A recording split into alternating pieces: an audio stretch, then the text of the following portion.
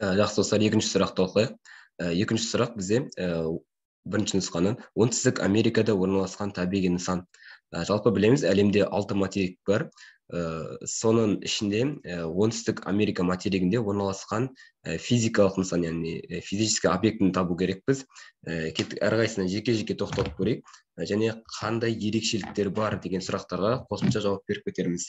Бірінші бізде келіп тұрған вариант Гималай. Гималай туралы кішкене түсінік болсын.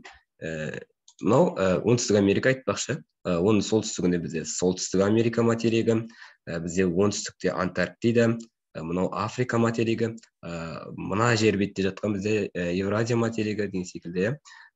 Жалпы енді оңтүстік Америкада орналасқан, яғни табиғи нысан. Біріншісі жауап бізде Гималай. Гималай ол бізде білеміз, әлемдегі ең биік тау. Және де ол бізде қайда орналасқан? Евразия континентінде орналасқан.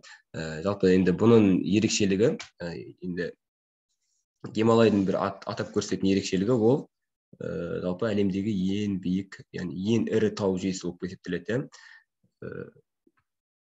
Яғни ол бізде Евразияда.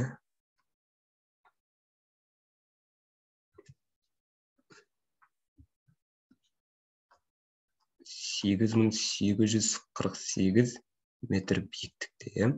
Кеттік. Екіншісі, демек, оңтүстік Америкада орналасқан емес. Жауапты сызып тастаймыз.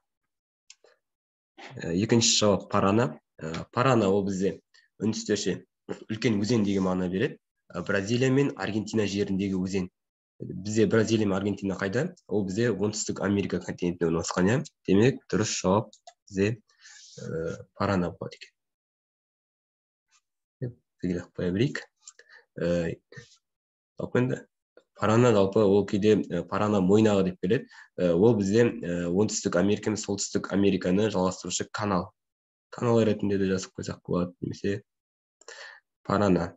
Жалпы енді үшінші жауап бізде Килиманджаро. Ары жалғастырып тастай берейік сұрағымызды. Килиманджаро ол бізде Шығыс Африкада жаңартаулық массив, яғни ол жаңартау. Және де Африканың ең биік жері. Енді 5895 екпелген биіктігі. Кітаптарда әрбір жерде әртүрлі келе береді. Бұл демек орналасқан объектісі Африкада. Қысқартып жазып қояйын. Төртінші жауап бізде Мурей. Мурейге тоқталайық. Мурей ол бізде өзен, яғни Австралияда ең ірі өзен. Ұзындығы Дарлинг дейтін сағасымен қосқан кезде 3750 километр болады екен. Демек, ол бізде қай жақта орналасқан? Ол бізде Австралияда.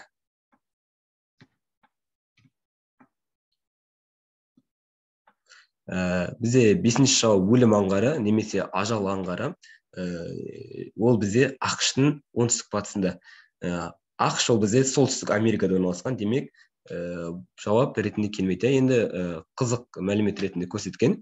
Не үшін өлім аңғары деп аталған? 1849 жылы бір топ алтын іздеушілер су таппай ажалға ұшырауынан бұл жерді өлім аңғары деп атап кеткен. Сонымен қатар оның бір ерекшелігі, бұл жерде батыс шартшар немесе солтүстік Америкадағы ең жоғары температура 57,8 градус, яғни Калифорния шығанағында кездескен. Яғни бұл Калифорния шығанағында жалпы өлім аңғары.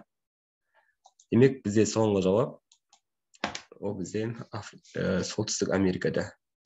А деп қойсақ болады екен. Демек, біздің дұрыс жауабымыз В. Парана. Оңтүстік Америкада орналасқан табиғи нысан ол бізде Парана.